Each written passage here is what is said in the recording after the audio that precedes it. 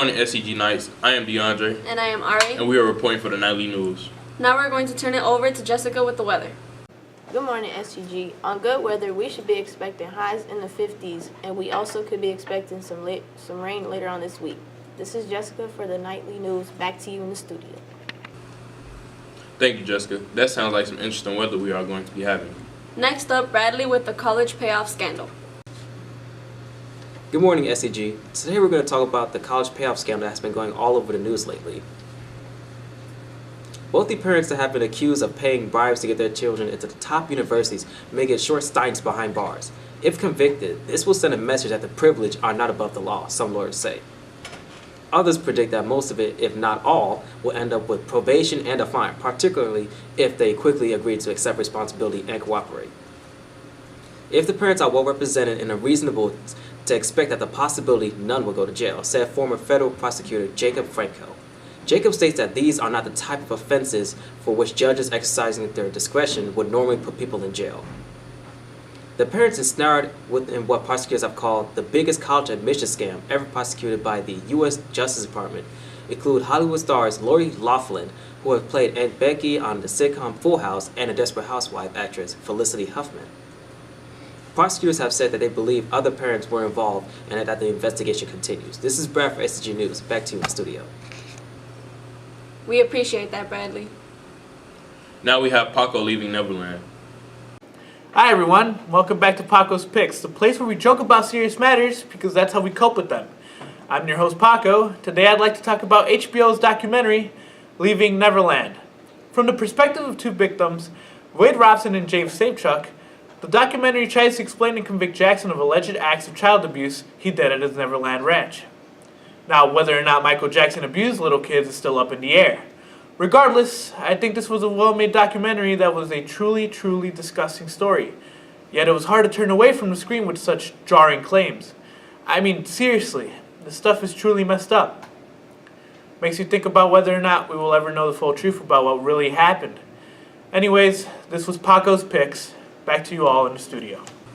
Thanks, guys. We enjoyed what we heard. Coming up next is Ari with the phone call kidnapping scams. How's it going? Good. Recently there has been some talk about kidnapping prank calls going around.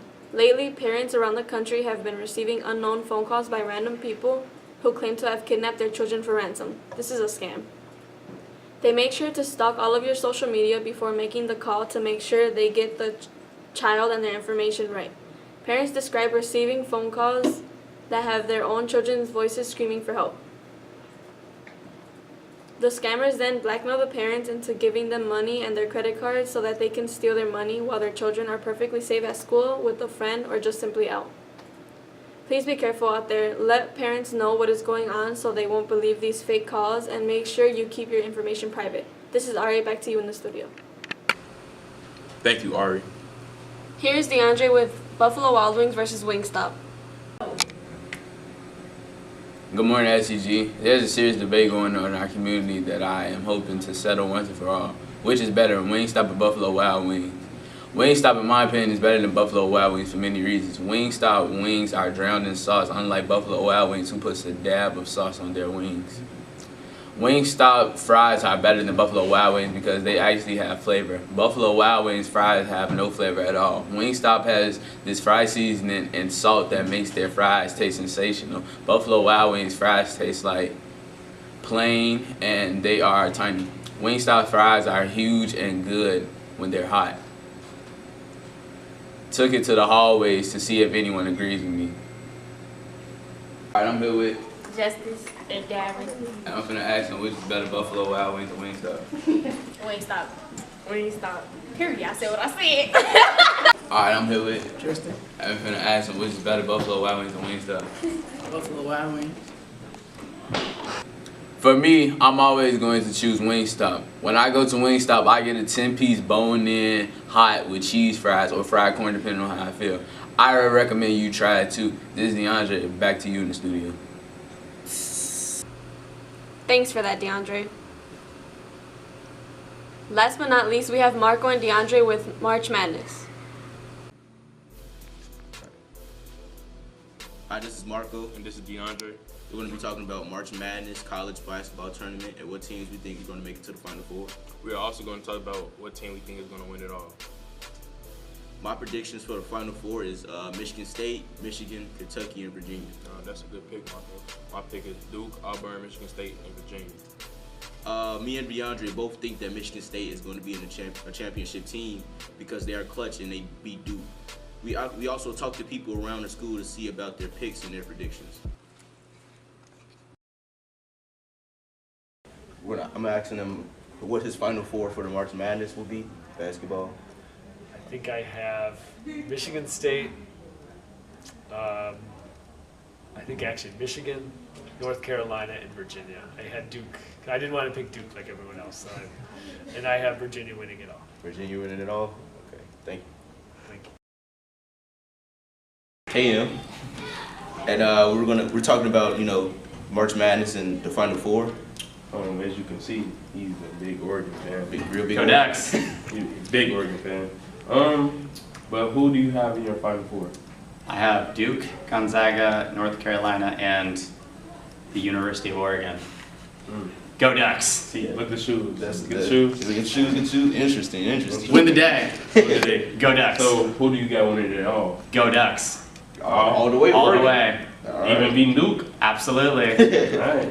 Hey, Living the dream. You hear it You hear it here first, folks. okay. I was going to ask her about her Final Four for March Madness. What's your Final Four? It's not looking good.